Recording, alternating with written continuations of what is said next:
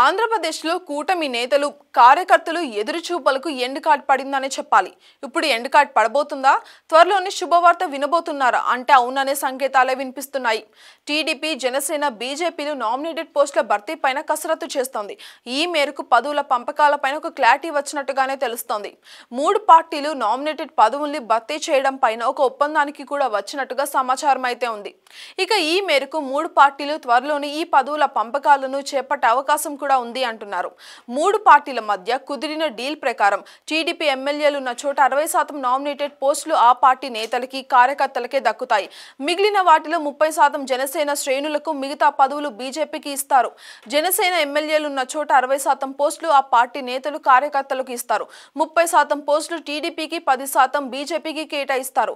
BJP ఎమ్మెల్యేలు ఉన్న చోట ఆ పార్టీకి 50% పదవులు, మిగిలిన 50% టీడీపీ, జనసేనలకు ఇచ్చేలాగా ఒప్పందం చేసుకున్నట్టుగా తెలుస్తోంది. అయితే అధికారికంగా ఎలాంటి ప్రకటన అయితే రాలేదు. జనసేన పార్టీ ప్రధాన కార్యదర్శి కొన్నిదెల నాగబాబు బుధవారం సాయంత్రం పార్టీ నాయకులైన కార్యకర్తలతో టెలికాన్ఫరెన్స్ నిర్వహించారట. ఇక ఈ కాన్ఫరెన్స్ లో నామినేటెడ్ పోస్టుల సర్దుబాటు పైన స్పష్టత ఇచ్చినట్టుగా సమాచారం. 10 ఏళ్లుగా పార్టీ కోసం పనిచేసిన నేతలు, కార్యకర్తల్ని గుర్తు పెట్టుకుంటున్నామని నాగబాబు అయితే చెప్పారు. ఎమ్మెల్యేలంతా కష్టపడిన వారికి గుర్తింపు ఇవ్వాలని, పదవుల భర్తీలో వారికి ప్రాధాన్యత ఇవ్వాలని సూచించారు. నియోజకవర్గంలోని పనిచేసిన నేతలు, కార్యకర్తలను గుర్తించి వారి వివరాలు కూడా పంపించాలని ఆయన కోరారు. జనసేన పార్టీ సిద్ధాంతాలకు ఆకర్షితులైన ప్రజా సేవ చేయాలనే ఆలోచన ఉన్న వైఎస్ఆర్సీపీ నేతల్ని చేర్చుకునేందుకు గ్రీన్ సిగ్నల్ కూడా ఇచ్చినట్టుగా సమాచారం. అయితే టీడీపీ, జనసేన పార్టీ నేతలపైన కేసులు పెట్టాలని, వారిని ఇబ్బందులకు గురి చేయని వారిని గుర్తించి పూర్తి స్థాయిలో ఆరా తీసిన తర్వాత జనసేన పార్టీలో చేర్చుకోవాలని సూచించారట. 10 ఏళ్ల పాటు పార్టీ కోసం కష్టపడిన వారిని గుర్తించడంతో పాటు కేసులు నమోదైన వారి వివరాలు కూడా పంపించమని చెప్పారట.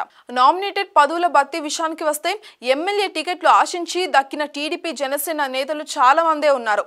ఇక వీరిలో పలువురు ముఖ్యమైన నామినేటెడ్ పోస్టుల కోసం అయితే పోటీ పడుతున్నారు. ఇక అటు నియోజకవర్గాల స్థాయిలోని కూడా నామినేటెడ్ పదవుల పైన చాలా మంది ఆశలు పెట్టుకున్నట్టే ఉంది. ఇక ఈ పదవుల భర్తీ పైన మూడు పార్టీల మధ్య కీలక ఒప్పందం కూడా కుదరడంతో త్వరలోనే చర్చించి ఒక నిర్ణయం కూడా తీసుకుంటారని అయితే చెప్తున్నారు.